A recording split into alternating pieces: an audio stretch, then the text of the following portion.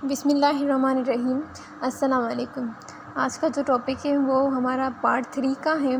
Binary compound of hydrogen में से हमने 2 पॉइंट उसके डिस्कशन किए थे, आयोनिक हाइड्राइड्स को और कोवेलेंट हाइड्राइड्स को। बाकी के अभी 4 रहते थे जो इस पार्ट में हमने कवर करने हैं। आयोनिक हाइड्राइड्स को और कोवेलेंट हाइड्राइड्स को डिटेल में डिस्कस करना था, वो हमने किया था। क्योंकि इसको ज़्यादा डिटेल में डिस्कस नहीं करना है, इसलिए जो बुक में दिया गया है हमने उस मेथड को समझना है और इनको डिस्कस करना है। सबसे पहले हम डिस्कस करते हैं जो पॉइंट नंबर 3 है, जिसकी हेडिंग है कॉम्प्लेक्स हाइड्राइड्स। कॉम्प्लेक्स हाइड्राइड्स की सबसे पहले डेफिनेशन को समझते हैं कि इसकी डेफिनेशन क्या बनेगी। Members of group 3A do not form stable binary compounds except boron. However, hydrides of these elements combine with alkali metals hydrides to form compound of complex nature. इसका मतलब ये बनता है जो कि ग्रुप 3A के एलिमेंट्स होते हैं वो स्टेबल नहीं होते हैं, सिवाय एक जो बोरोन होता है उसके। बोरोन को भी कभी कभी हमने देखा है कि वो स्टेबल काफ़ी जगहों पे होता है और काफ़ी जगहों पे नहीं भी होता है। तो बोरोन को छोड़ के कोई भी स्टेबल नहीं होता है। क्योंकि इनको स्टेबल करना होता है तो इसलिए वो जॉइन करते हैं, वो कंबाइन होते हैं अल्कली मेटल्स के साथ। अल्कली मेटल जो ग्रुप 1A में आता है, जिसमें लिथियम हो गया, सोडियम हो गया, पोटाशियम है, रुबिडियम है, साइजियम है और फ्रांसियम है, वो इनके साथ कंबाइन जब हो जाते हैं तो वो एक कंपाउंड फॉर्म करते हैं जिसका नाम होता है कॉम्प्लेक्स। उसकी जो नेचर होती है वो कॉम्प्लेक्स होती है, जिसको हमने नाम दिया है कॉम्प्लेक्स हाइड्राइड्स का।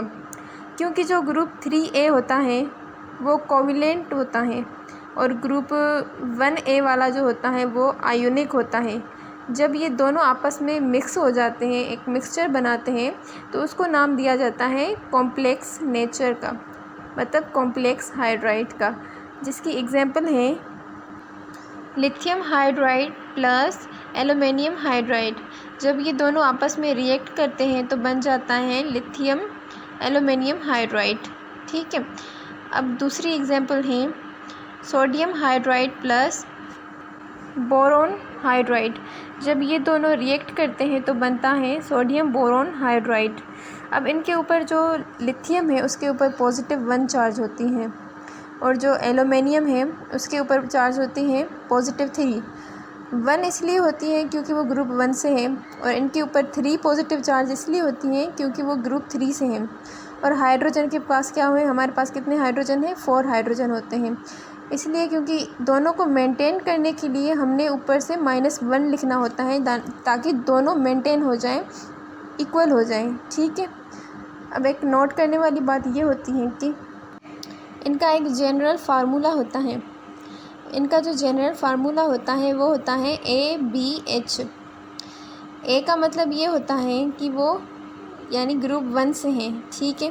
यानी हमेशा हमने पहले ग्रुप 1 का जो जब भी एग्जाम्पल लिखेंगे, हम कोई भी एग्जाम्पल करवाएंगे कोई भी रिएक्शन का, तो हमने पहले ग्रुप A के लिखने होंगे। ग्रुप A का मतलब होता है ग्रुप 1 और B का मतलब होता है ग्रुप 3 और जो लास्ट में हम लिखेंगे वो लिखेंगे हाइड्रोजन यानी H। तो इसका जो जनरल फार्मूला बनेगा वो बनेगा ABH। और इनकी जो प्रॉपर्टीज़ होती हैं वो होती हैं वाइट सॉलिड। और इनकी जो दूसरी प्रॉपर्टी है वो ये है कि ये स्टेबल हो जाते हैं जब हम इनको 300 डिग्री सेल्सियस पे हम इसको हीट देते हैं। और तीसरी बात ये है कि ये सोल्यूबल नहीं होते हैं वाटर में, क्योंकि सोल्यूबल तब होंगे जब ये आयोनिक होंगे। क्योंकि ये ऐसा तो नहीं है कि ये आयोनिक हो जाएंगे, इसलिए वाटर में सोल्यूबल नहीं होते हैं। यहाँ पर कॉम्प्लेक्स हाइड्राइड्स ख़त्म होता है। अब 4th नंबर पे आता है मेटालिक हाइड्राइड्स। मेटालिक हाइड्राइड्स को समझना बहुत आसान है, क्योंकि इनमें क्या होता है कि इनमें जो एलिमेंट्स होते हैं वो हाइड्रोजन के साथ कंबाइन बिल्कुल भी नहीं होते हैं। बिल्कुल इजी वे में मैं समझाऊंगी। जो इनमें एलिमेंट्स होते हैं वो होते हैं ट्रांजिशन एलिमेंट्स। ट्रांजिशन एलिमेंट्स के पास इलेक्ट्रॉन्स ज़्यादा होते हैं, इसलिए उनकी जो साइज़ होती है वो काफ़ी ज़्यादा बड़ी होती है और वो हाइड्रोजन के साथ एडजस्ट बिल्कुल भी नहीं हो पाते हैं। इनकी वजह से जब वो एलिमेंट्स आपस में एक बॉन्डिंग बनाने की कोशिश करते हैं तो उनके बीच में जो स्पेस बचता है, खाली जगह बचती है, हाइड्रोजन उसी खाली जगह में खुद को एडजस्ट करती है। इसका मतलब ये होता है कि उनके बीच एक स्पेस बचता है। ठीक है, यहाँ पर एक डायग्राम है जो आप देख सकते हैं। उस डायग्राम के अंदर हाइड्रोजन मौजूद है। वो हाइड्रोजन इसलिए मौजूद है क्योंकि वो जो बाहर के जो एलिमेंट्स हैं वो बड़े हैं, ट्रांजिशन एलिमेंट्स, इस वजह से वो उनके साथ कंबाइन नहीं हो पा रहे, इस वजह से वो बीच वाली जगह में एडजस्ट हो रही हैं। लेकिन उनकी प्रॉपर्टीज़ पे कोई असर नहीं पड़ रहा, उनकी प्रॉपर्टीज़ सिमिलर ही होती हैं। इस खाली जगह का नाम होता है इंटरस्टिशियल स्पेस। इनका जो यूज़ होता है, मेटालिक हाइड्राइड्स का यूज़ ऐसा होता है कि जब इनको हीट किया जाता है नॉर्मल टेम्परेचर पे या फिर हाई टेम्परेचर पे, जब इनको हीट किया जाता है तो इनमें से जो रिलीज़ होती हैं वो होती हैं एटॉमिक हाइड्रोजन्स, जिसको हम बोलते हैं कैटालिस्ट। उनको डिफरेंट केमिकल मेथड्स में यूज़ किया जाता है रेट ऑफ स्पीड को फास्ट करने के लिए, यानी कैटालिस्ट के लिए इनको यूज़ किया जाता है। प्लेटिनियम और निकल वगैरह को इनको यूज़ किया जाता है। यहाँ पर मेटालिक हाइड्राइड्स भी आई होप कि समझ में आ गई होगी। अब नेक्स्ट जो हैं वो हैं 5th नंबर पे आता है पॉलीमेरिक हाइड्राइड्स। पॉलीमेरिक हाइड्राइड्स को समझाने से पहले एक बात आप याद कर लें। जब हमने फर्स्ट जो क्लासिफिकेशन में पढ़ा था, पहली थी आयोनिक हाइड्राइड्स, तो उसमें हमने ये पढ़ा था कि जो ग्रुप 2A होता है उसमें से सारे जो एलिमेंट्स हैं हम सबका रिएक्शन करवा सकते हैं, हाइड्रोजन के साथ कंबाइन हो सकती हैं, सिवाय बेरिलियम और मैग्नीशियम, जो दोनों फर्स्ट ग्रुप 2A के फर्स्ट एलिमेंट्स होते हैं। ये वो एलिमेंट्स थे। क्योंकि ये इसलिए कंबाइन नहीं हो पाते, आयोनिक बॉन्ड नहीं बना पाते, इसलिए नहीं बना पाते क्योंकि ये पॉलीमेरिक बना पाते हैं, ये पॉलीमेरिक हाइड्राइड्स बनाते हैं, इस वजह से वो आयोनिक में हिस्सा नहीं बन सकते थे, वो एक्सेप्टेबल नहीं थे वहाँ पर। ये इसलिए बनाते हैं क्योंकि ये आपस में जुड़ जाते हैं।